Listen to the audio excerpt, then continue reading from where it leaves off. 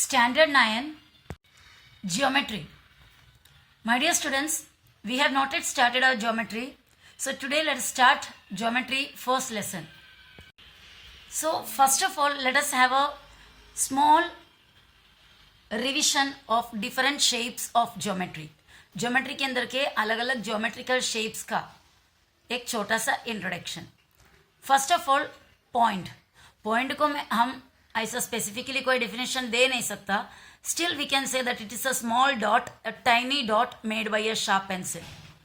एक sharp pencil से बनाया हुआ या पेन से बनाया हुआ एक बहुत ही टाइनी डॉट को हम क्या बोलेंगे? पॉइंट बनाया, ये पॉइंट है और उसको नाम देते हैं. ज्योमेट्री में हम जो कुछ भी डायग्राम्स बनाते हैं वो डायग्राम्स को हमें नाम देना पड़ता है. So this will be called as point P. इसे रीड करेंगे point P. Now the next one is line. Line is a set of points. मतलब बहुत सारे पॉइंट इस तरह एकदम नजदीक नजदीक नजदीक डालोगे तो लाइन इज क्रिएटेड. एक लाइन बन जाते हैं.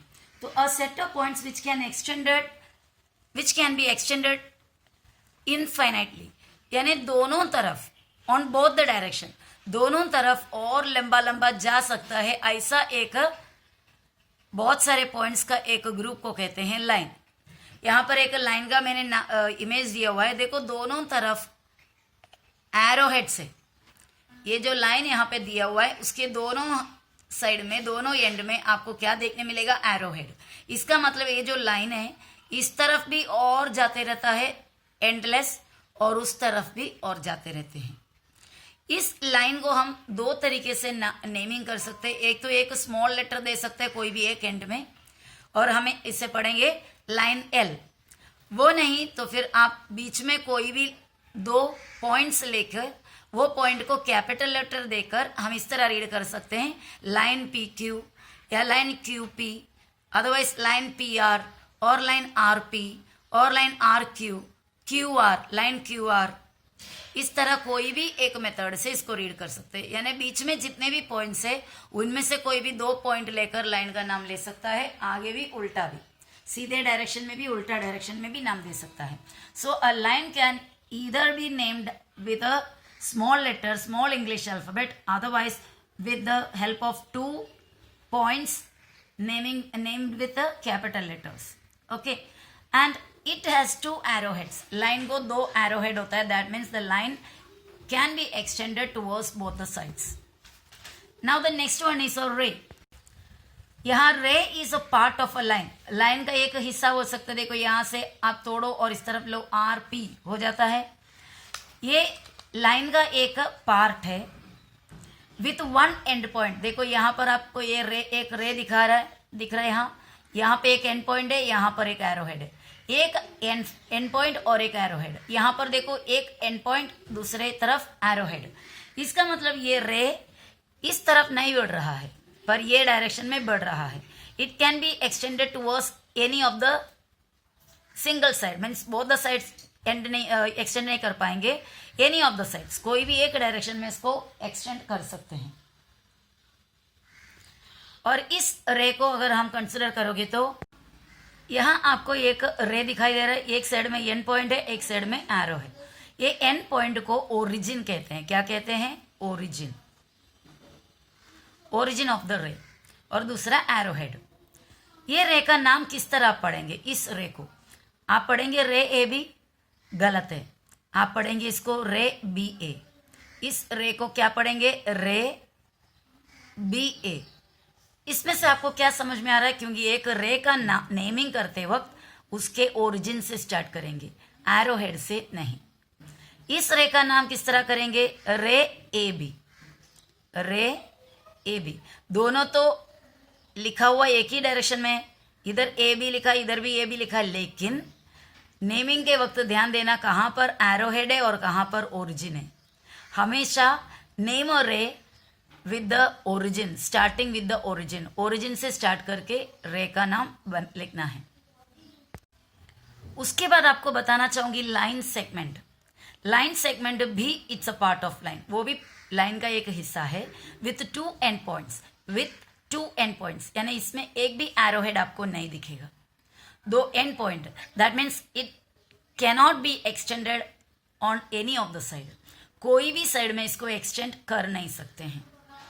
ओके, यहां पर से यहां तक ही उसका लेंथ है, यानी it has a definite length, इसके पास एक डेफिनेट लेंथ है। डेफिनाइट लेंथ मतलब क्या होता है, एक फिक्स लेंथ है। इसको लाइन का लेंथ हम बता नहीं सकता, रे का लेंथ बता नहीं सकता क्योंकि वो एक्सटेंड होते रहता है, पर सेगमेंट का लेंथ बता सकते हैं। तो here the segment which I have drawn here is of length 3.3 centimetre.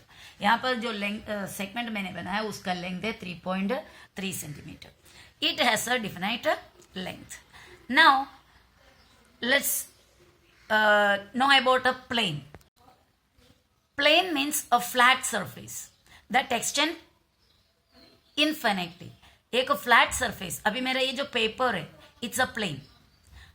अगर यहां से एक टेबल का ऊपर का जो surface it's a flat surface, that is another plane. If I am talking about the surface of this pen, it is not a plane because it is not flat, it is a curved surface. So curved surface can't be counted as plane. All the flat surfaces can be counted as planes.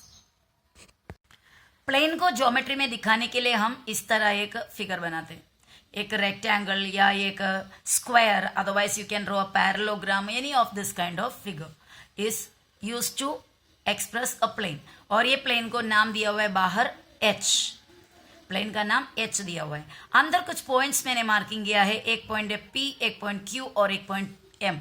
ये तीनों एक ही plane के अंदर है, तो इसे बोल सकते हैं को प्लेनर पॉइंट्स।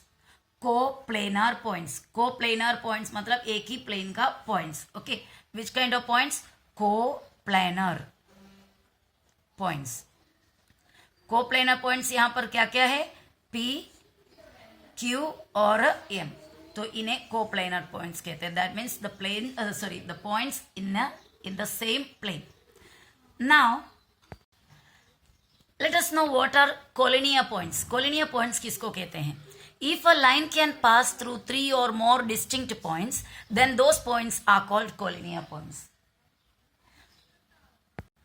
इसका मतलब क्या है? अगर आपके पास 3 नहीं तो 3 से ज्यादा पॉइंट्स मिले और वो सभी पॉइंट के अंदर से आप एक स्ट्रेट लाइन बना सकते हैं, तो वो पूरा पॉइंट्स कोलिनियर पॉइंट्स है।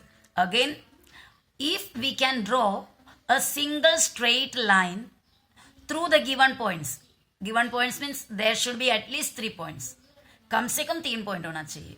2 पॉइंट, कोई भी 2 पॉइंट मिलेगा तो उसमें से एक स्ट्रेट लाइन तो बन ही जाता है, तो इसके लिए 2 पॉइंट को कोलिनियर के लिए कंसिडर नहीं करते, at least 3 points, otherwise more than 3 points. वो सभी पॉइंट से अगर एक straight line, single straight line if we can draw, then all those points are considered as collinear points, are called collinear points. वो जो पॉइंट है उनको सबको कोलिनियर पॉइंट्स बोल सकते हैं। यहां पर मैंने 3 पॉइंट्स यहां दे रखी है, पी, क्यू और आर। एक पॉइंट पी, दूसरा क्यू और R. Now let us try to draw a single straight line through these points. If I can draw a single straight line through these, then they are collinear points. I kept the scale over here. Yes, I adjusted all the 3 points on a single line, isn't it? So I can tell that these 3 are collinear points. See, here I could draw a single line. यहाँ पर ये तीनों point से I could draw a single line. एक single line मैं बना पाई. That means this P and this Q and this R, all 3 points are collinear points. मैं तीनों पॉइंट से एक सिंगल स्ट्रेट लाइन में बना सकी, इसलिए इन लोग कोलिनियर पॉइंट्स है। अगर नहीं बना सकते तो क्या होते हैं? ये नॉन कोलिनियर पॉइंट्स होते हैं। So let's say that too, non-collinear points. If a line cannot be drawn through 3 distinct points, then they are said to be non-collinear points. अगर आपके पास 3 different distinct यानी अलग अलग points है, and you cannot draw a single straight line through them, एक single straight line उनमें से बना नहीं सकते, तो then they are called non-collinear points. तभी उन्हें कहते हैं non-collinear points. यहाँ पर देखो मैंने 3 पॉइंट दिए हैं, A, B और C. Can you draw a single straight line through these points? Try. Okay, I am keeping my scale over here. Oh, only 2 points come on the line. Okay, let us try little. I am taking this scale towards this side. Only B and C can be joined A is left outside. Okay, then let us try to this way. In this way, if you try, only 2 points can be joined. The other point C is out of the line. Oh, that means it is not possible to draw a single straight line through all these points. That means these 3 points are non-collinear points. Now, if you got a single point, अगर आपको एक single point मिला, and now somebody asks you to draw all the lines which you can draw through this single point. Draw all possible lines you can draw through this single point. तो आप scale उठाएंगे, मेरे पास एक single point था पहले, मैंने ये देखो ये पॉइंट है. I kept the scale like this, here this way, and drew a line. Here I kept the scale, drew another line. I kept the scale towards this side, this direction, again drew a line. Then I kept here, in this direction, I drew a line. Likewise, I have kept the scale in different lines, and I made many lines. If I try, I can make more lines over here through this single point. The point name I gave P. Here, 1 line, 2, 3, 4, 5. Many lines I have already drawn, and if I try, I can make infinite number of lines. बहुत सारे lines बना सकते हैं. That means we can draw innumerable lines through a single point. हम अनगिनत lines बना सकते हैं एक सिंगल पॉइंट से. एक सिंगल पॉइंट आपको दिया है तो we can draw infinite number of lines. Now if you have got only 2 points, अभी कितने पॉइंट्स मिले थे? 1 point, and you have drawn lots and lots of lines through that. And just imagine that you have been given 2 points. आपको दिया गया है 2 points, and you are told to draw as many lines as you can. Draw as many lines as you can, but through both the points. So I have kept here 2 points, and I'm telling you to draw as many lines as you can through these 2 points. So let us try. I kept the scale here. Okay, this 1 line I can make now. So let me draw that 1 line. Okay, I have drawn 1 line. That is line PQ. Another 1 more line I am trying to make. P and Q together it should be. Okay, P and Q at a time I cannot take in any other line. P और Q दोनों को same और एक line दोनों से जाने वाले possible नहीं है. That means only 1 line can be drawn through 2 distinct points. 2 अलग अलग point से एक line बना सकते हैं. Is it clear? Now, इतना फिगर्स को हम देखने के बाद हमारा चैप्टर से रिलेटेड, लेसन से रिलेटेड कुछ चीज़ अभी देखते हैं. That is distance between 2 points on a number line. Number line आप जानते हैं, लास्ट ईयर भी आपने नंबर लाइन पढ़ा. नंबर लाइन में रेशनल, इरेशनल सभी किस्म के नंबर्स को आपने रिप्रेजेंट करके ड्रॉ भी किया है या दिखाया है. Now the same kind of a number line I have given here, and this number line contains all the integers. 0 to 1, 2, 3, 4, 5, 6, 0 from 0, 1, 2, 3, 4, 5, 6, 7, 8, all through that line towards right side, and -1, -2, -3, all the negative sides, negative numbers towards the left side. Now I need the distance between any 2 points. Suppose I need the distance between A and T. I need the distance between A and T. Okay, how will I find the distance between A and T? If the number line is in front of you, you can count the distance from here, A से T तक. 1, 2, 3, 4, 5. 5 units आपको A से T तक मिला, बराबर. अगर आपके सामने नंबर लाइन नहीं है तो आप कैसे काउंट करोगे? तो उसके लिए एक मेथड है, distance between 2 points is equal to greater coordinate minus smaller coordinate. यहाँ पे मेरे पास स्पेस नहीं था, इसके लिए मैंने इसको काट के लिखा है. कभी भी कोई भी सब्जेक्ट के लिए इस तरह मत लिखना, ऐसा ब्रेक करके कभी नहीं लिखना. ओके, ये 8 बन जाता है खाया, तो ऐसा मिस्टेक नहीं करना. डिस्टेंस बिटवीन 2 पॉइंट्स, कोई भी 2 पॉइंट का डिस्टेंस फाइंड आउट करने के लिए greater coordinate minus smaller coordinate. अभी ये कोऑर्डिनेट क्या होता है? ये सब पॉइंट्स है. P का कोऑर्डिनेट है 0, A का कोऑर्डिनेट 1, डी का कोऑर्डिनेट 4, सी का कोऑर्डिनेट 3, टी का कोऑर्डिनेट -4। ओके, तो अभी मैंने कौन से दो पॉइंट का डिस्टेंस मांगी थी आपसे? Distance between A and T, A और टी का डिस्टेंस। इसको किस तरह पढ़ते हैं? Distance between point A and point T. हमने काउंट किया तो हमें कितना मिला था? Let us count again, 1 2 3 4 5, 5 units मुझे मिला है, 5 यूनिट्स। चलो हमारा ये मेथड से इसे फाइंड आउट करने का कोशिश करते हैं। हमें पहले ए का कोऑर्डिनेट लिखना होगा या फिर टी का, किसी का भी लिख सकते हो, कोई इश्यू नहीं। चलो ये टी नाम है ना, तो पहले ए का कोऑर्डिनेट लिखते हैं, टी का कोऑर्डिनेट उसके बाद लिखते हैं। ए का कोऑर्डिनेट क्या है? 1, टी का कोऑर्डिनेट क्या है? -4। चलो हम लिख देते हैं उतना। Coordinate of A that is 1, coordinate of T is -4। हो गया। अभी हमें डिस्टेंस देखने से पहले देखना है कौन सा कोऑर्डिनेट बड़ा है, ग्रेटर कोऑर्डिनेट और लेसर कोऑर्डिनेट, स्मॉलर कोऑर्डिनेट हमें पहचानना है। तो इनमें से कौन सा कोऑर्डिनेट बड़ा है? आप जानते हैं नेगेटिव नंबर्स पॉजिटिव नंबर से छोटा होता है। जितने बड़े दिखते हैं नेगेटिव नंबर उतने रियल में छोटा है।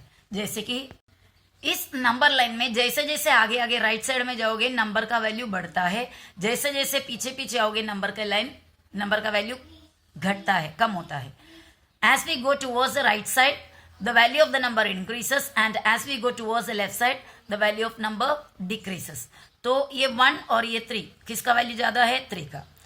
ये आपके पास है -1 और ये -6, किसका वैल्यू ज्यादा है? -1 का, क्योंकि -6 काफी लेफ्ट में है और -1 बहुत आगे राइट में है।